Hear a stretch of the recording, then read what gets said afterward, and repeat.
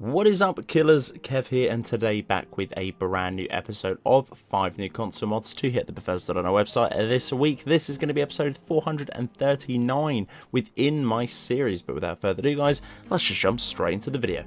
Overwatch Diva main menu replacer, coming in at 7.7 megabytes of a download, replaces the Skyrim dragon emblem and soundtrack of the main menu with a new background image and soundtrack with a solar ray animation effect.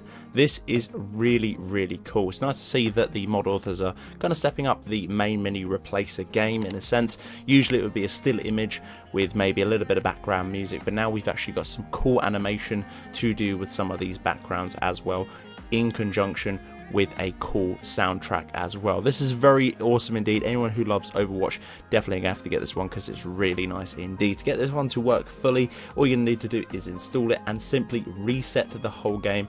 Upon that, it will take effect, and there you shall have your new Diva main menu replacer. Playable Wolf Queen Race, coming in at 65.8 kilobytes of a download. This is by far going to be Imperial Agent's 1992 best race mod out there yet so far.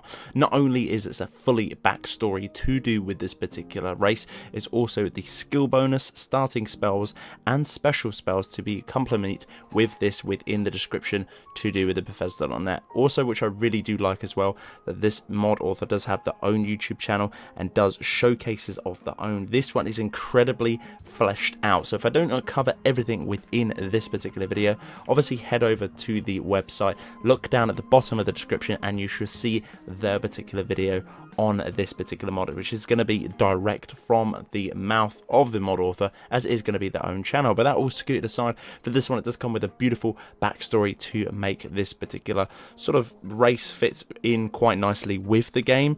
If you're wondering what this sort of race is kind of a backstory about, it's kind of like a dark druid. It's very nice indeed, or sort of like a female shaman. Really cool too. Skill bonus is going to be alchemy of 10, chanting of 15, conjuration of 25, destruction 15, speech 10, light armor and restoration are both going to be 10 as well.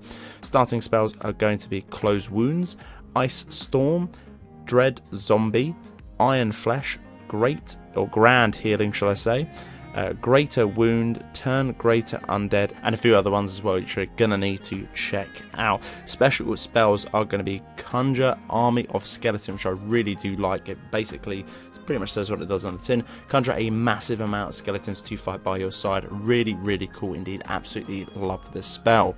Base stats are going to be health of 200, magicka of 700, stamina 100, and carry weight of 300. This fits in really nicely indeed. The skeleton army will level up with the player all the way to level 100, however starting at a current level of level 10. This is a really cool mod. As I said before, it's going to be Imperial Agent 1992's best one so far.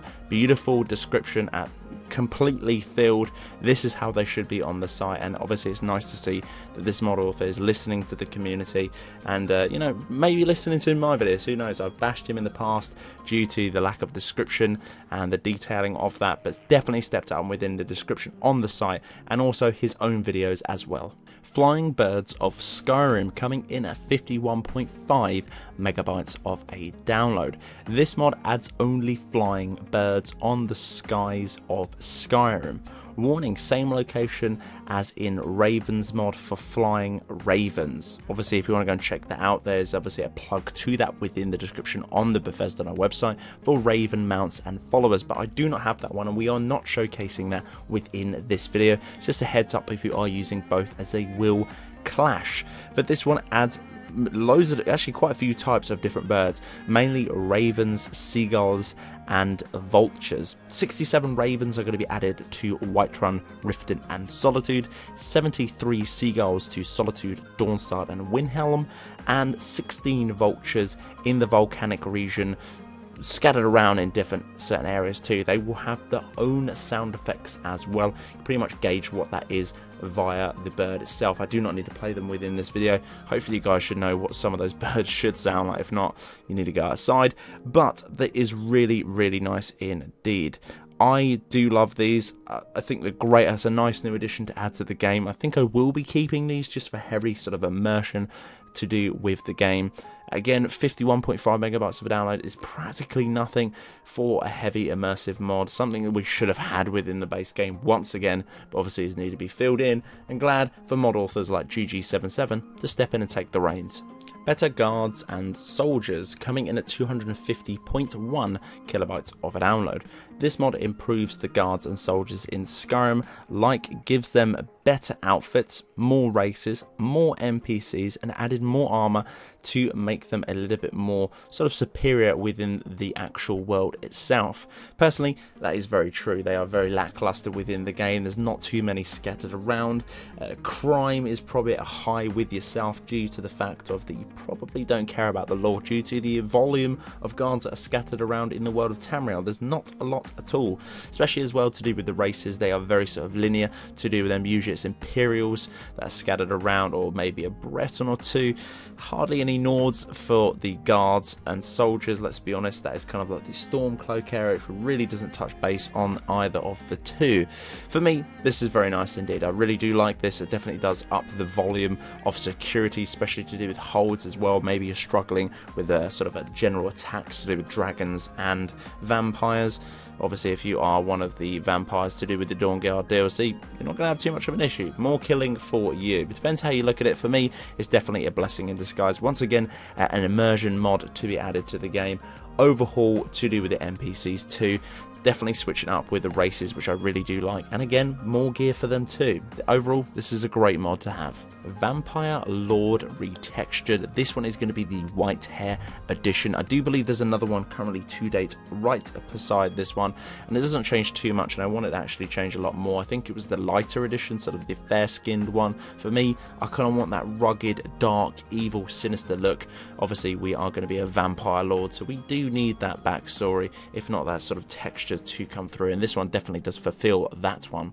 Again, heavily immersion to do with this one. The models, meshes, and textures are absolutely great. For me, I kind of feel like an elder vampire lord with this particular retexture. It's very nice, it's very clean too, especially with the white hair. Overall, I think it's really nice. This is great. Just the description simply reads, new textures for vampire lord form with white hair. As we said just previously, it's a shame that the descriptions are not going to be fleshed out ever so slightly with these particular mods. It's such a shame that it is baffling for that one. And again, as well, especially from a mod author such as a modder 725, which does have a lot of mods on the website that are going to be fleshed out. And unfortunately, the description isn't on this one. But then again, what more can you say to do with this particular mod? It's simply just a retexture. But personally, I think it's very nice indeed. I'm probably going to keep this one, again, due to this download size and for the current state of the game as well. Kind of want to mix things up, and this is definitely a nice new addition to run, maybe with the Dawnguard DLC, but overall as a new Vampire Lord form retexture. So guys, that's the end of this video. Hopefully you guys did enjoy. If you did, I would very much appreciate a like on the video. As always, this has been episode 439 within the series. Guys, if you've made it this far, why not consider clicking that subscribe button if you haven't already. Right next to it as well, there is going to be a little bell icon. If you click that, you will get a notification in some way, shape or form when I upload a video like this to the channel. But until the next one guys, Killerkev here, and Killerkev out.